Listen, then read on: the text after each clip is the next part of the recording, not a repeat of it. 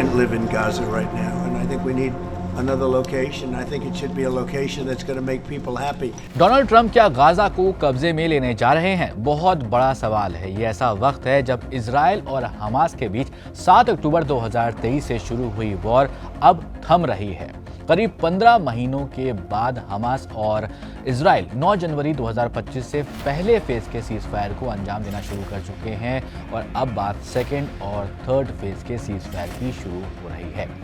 ऐसे में अमेरिका में ट्रंप के दूसरे कार्यकाल के बाद इजराइल के प्रधानमंत्री बेंजामिन नेतन्याहू पहले ऐसे लीडर हैं जो इजराइल से पहुंचे हैं अमेरिका डोनाल्ड ट्रंप से मिलने, और ट्रंप और नेतन्याहू के बीच कई मुद्दों पर बात हुई है, जिसमें सबसे बड़ी खबर है गाजा में अमेरिका का इंटरवेंशन। इस वीडियो में इसी पर बात करेंगे। मेरा नाम है सैयद सोबान, आप देख रहे हैं स्विच। मंगलवार 4 फरवरी 2025 को व्हाइट हाउस में इजराइल के प्राइम मिनिस्टर बेंजामिन नेतन्याहू के साथ बैठक होती है अमेरिका के राष्ट्रपति डोनाल्ड ट्रंप। डोनाल्ड ट्रंप ने यहां पर कहा कि अमेरिका को गाजा पर कंट्रोल लेना चाहिए और सभी फिलिस्तीनियों को वहां से हटा देना चाहिए।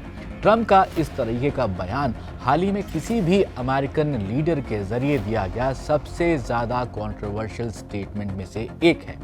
ट्रंप ने यह कहा कि इजराइल और हमास के बीच चल रहे वॉर की वजह से गाजा पूरी तरह से बर्बाद हो गया है और इसलिए वहां रहने वाले लगभग 20 लाख फिलिस्तीनियों को इजिप्ट और जॉर्डन जैसे देशों में बसाया जाना चाहिए। ट्रंप ने यहां पर यह भी कहा कि अमेरिका गाजा का कंट्रोल लेगा और इसे एक शानदार जगह बनाएगा। हम इसे जॉब और टूरिज्म का सेंटर बना सकते हैं। ये मिडिल ईस्ट की रिवेरा बन सकता है, लेकिन अब इस तरह के ट्रंप के बयान के बाद दुनिया में खास करके मिडिल ईस्ट में काफ़ी ज़्यादा हलचल देखने को मिल रही है। ट्रंप के इस प्रस्ताव से मिडिल ईस्ट में बड़ी जियोपॉलिटिकल प्रॉब्लम पैदा हो सकती है, इसकी संभावना ज़रूर नजर आ रही है।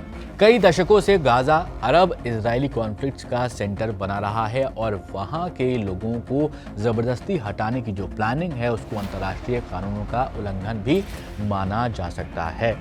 ट्रंप की इस घोषणा ने इजराइल हमास सीजफायर के जो आगे के फेजेस हैं उनको भी खतरे में डाल दिया है।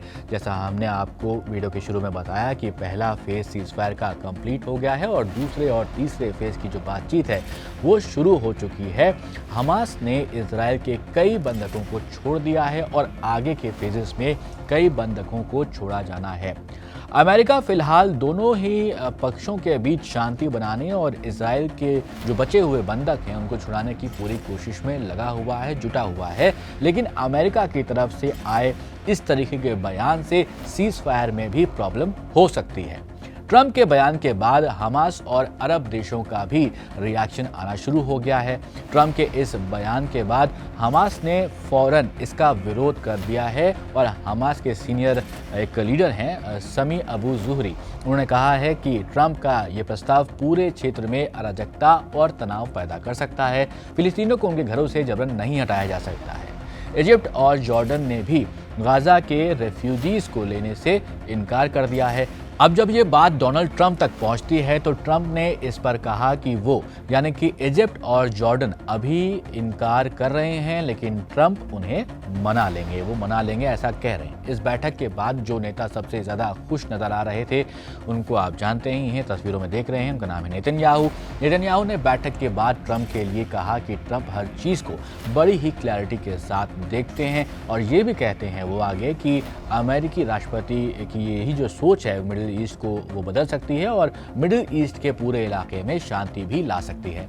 अब ट्रंप ने इसके बाद और भी बहुत कुछ फिलिस्तीनियों के लिए कहा है। तो ट्रंप ने कहा कि फिलिस्तीनियों को गाजा वापस नहीं जाना चाहिए क्योंकि वहाँ जो हालात हैं वो बहुत ज़्यादा ख़राब हैं। उन्होंने कहा कि गाजा में लोग नरक जैसी स्थिति में रहते हैं, वो सिर्फ इसलिए वापस जाना चाहते हैं क्योंकि उनके पास कोई भी चारा नहीं बचा है, कोई भी ऑप्शन नहीं है। ट्रंप यहीं नहीं रुकते हैं, ट्रंप ने अरब देशों को आइडियाज़ भी दे दिए। ट्रंप ने कहा कि अरब देश फिलिस्तीनियों के लिए नई ज़मीन खरीद सकते हैं। उन्होंने यहाँ पर कहा कि अगर हम उनके लिए यानी कि फिलिस्तीनियों के लिए एक अच्छी और सुरक्षित जगह बना दें तो वो खुशी खुशी वहाँ पर रहेंगे और कभी भी गाजा लौटना नहीं चाहेंगे। जब ट्रंप से पूछा गया कि क्या फिलिस्तीनियों को ज़बरदस्ती हटाया जाएगा, तो ट्रंप ने कहा कि मुझे नहीं लगता है कि वो मुझसे ना कह पाएंगे। खैर, गाजा का इतिहास जो है वो काफ़ी ज़्यादा पुराना है। दशकों से यहाँ के लोग कॉन्फ्लिक्ट्स की वजह से अपनी ज़िंदगी को सही तरीके से नहीं गुजार पा रहे हैं। बच्चों की आप तस्वीरें देखते ही होंगे यहाँ के, आपके पास लगातार यहाँ की तस्वीरें आती रहती हैं कि किस तरह से वहाँ पर टूट-फूट मची हुई है। दशकों से संघर्ष जारी है। इजिप्ट ने 1948 की वॉर में गाजा को कैप्चर किया था। इसी साल यानी 1948 में इजराइल के बनने के बाद हज़ारों फिलिस्तीनी गाजा में आकर बसे और इसके बाद साल 1967 के युद्ध में इजराइल ने गाजा को अपने कंट्रोल में ले लिया। इस पर लगातार विरोध चलता रहा और आखिरकार 2005 में इजराइल ने गाजा से अपनी जो सेना थी उसको वापस बुला लिया। 2007 से गाजा हमास के कंट्रोल में है, जिसे अमेरिका और कई जो बाकी देश हैं वो इसे आतंकवादी संगठन मानते हैं। हमास की बात कर रहे हैं। हमास और इजराइल के बीच कई बार वॉर्स हो चुकी हैं, लेकिन 7 अक्टूबर 2023 के हमले के बाद से कॉन्फ्लिक्ट काफ़ी ज़्यादा बढ़ गया था। इजराइल के जवाबी हमले में 47,000 से ज़्यादा फिलिस्तीनी मारे गए हैं और गाजा पूरी तरह से तबाह हो गया है। अब जब सीज़ फायर हुआ है तो लोग अपने घरों को लौट रहे हैं, लेकिन वहाँ सिर्फ मलबा ही बचा हुआ है। ट्रंप के middle east envoy Steve Witkoff ने गाजा का दौरा किया था। उसके बाद वहां पर कहा उन्होंने कि यहाँ सब कुछ खत्म हो चुका है, इसे फिर से बनाने में कम से कम 10 से 15 साल लगेंगे। अब नेतन्याहू के साथ बैठक में ट्रंप ने मिडिल ईस्ट में इजराइल के रोल को और मजबूत करने की बात भी कही है। ट्रंप सरकार इस पर काम शुरू कर चुकी है, लेकिन सऊदी अरबिया ने साफ किया है कि इजराइल के साथ संबंध तभी बनाएगा वो जब फिलिस्तीन को एक स्वतंत्र राज्य का दर्जा मिल पाएगा। ट्रंप की गाजा को लेकर नई प्लानिंग न केवल एक बहुत बड़ी कंट्रोवर्सी पैदा कर सकती है, बल्कि इससे पूरे मिडिल ईस्ट में बड़ा संकट खड़ा हो सकता है। अमेरिका, इजराइल और मिडिल ईस्ट के बीच में क्या कुछ बातचीत होती है, क्या कुछ होता है आगे, ये सब देखना होगा, क्योंकि यहाँ पर लगातार बातचीत हो रही है और जो कंट्रोवर्शियल स्टेटमेंट है अमेरिका की तरफ से, ट्रंप की तरफ से आया हुआ है, उस पर आपको क्या कुछ कहना है ज़रूर कमेंट बॉक्स में बताइएगा। और ऐसे ही वीडियोज़ के लिए आप देखते रहिए स्विच।